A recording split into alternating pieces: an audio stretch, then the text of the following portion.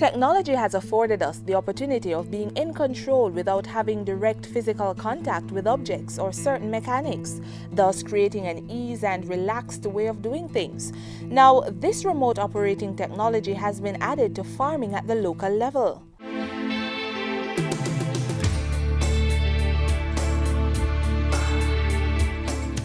In a technology-driven world, persons are finding more innovative ways to improve and simplify how we do things, as well as creating added benefits and increased profits for businesses. Such was the intention of engineering student at the University of the West Indies, Ewan Pitta, when he designed and created this fully automated hydroponic greenhouse system. Renewable energy driven, the system is programmed to be operated by the use of a smartphone or the internet, facilitating a more efficient and effective approach to farming.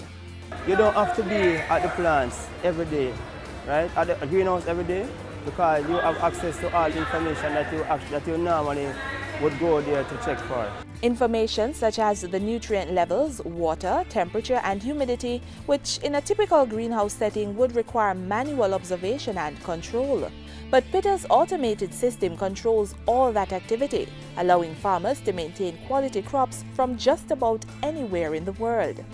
We control the nutrient concentration, such as your N, your nitrate, the phosphate and your potash, as well as pH and dissolved oxygen. We have a set limit that those parameters are supposed to be at. So once it exceeds those parameters that we set, you will automatically updated by your cell phone to let you know that something is wrong in your greenhouse, right? Our nutrient is off. We can actually monitor this system remotely via cell phone or over the internet.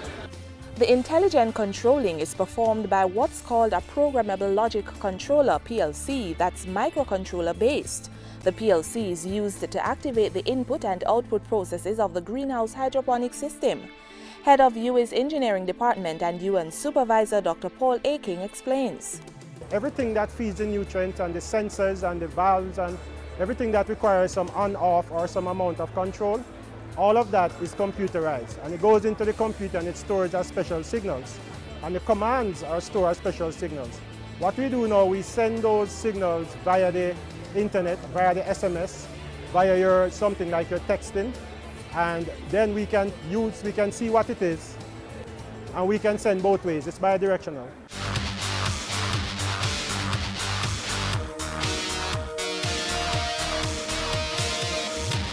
The application won first place for the open category in the 2013 Minister's Innovation Award developed by the Science and Technology Ministry.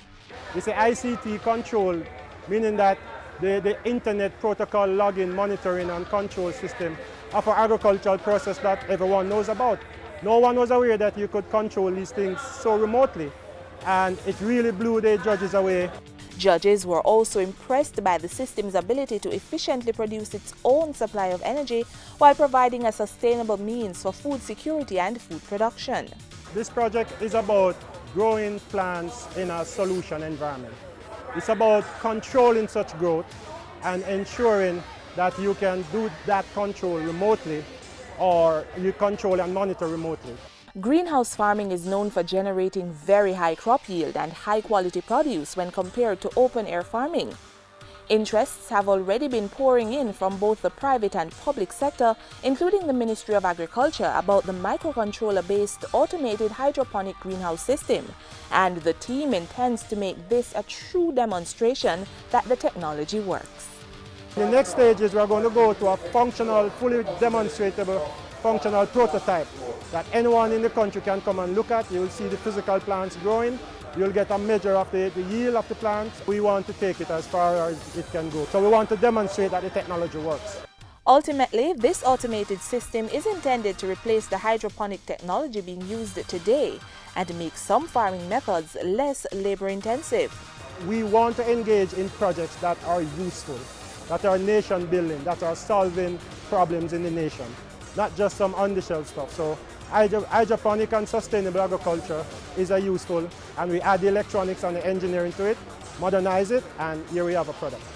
This level of commitment to nation building justifies the government's unending drive to promote technology as a vehicle to propel new businesses and to improve existing ones.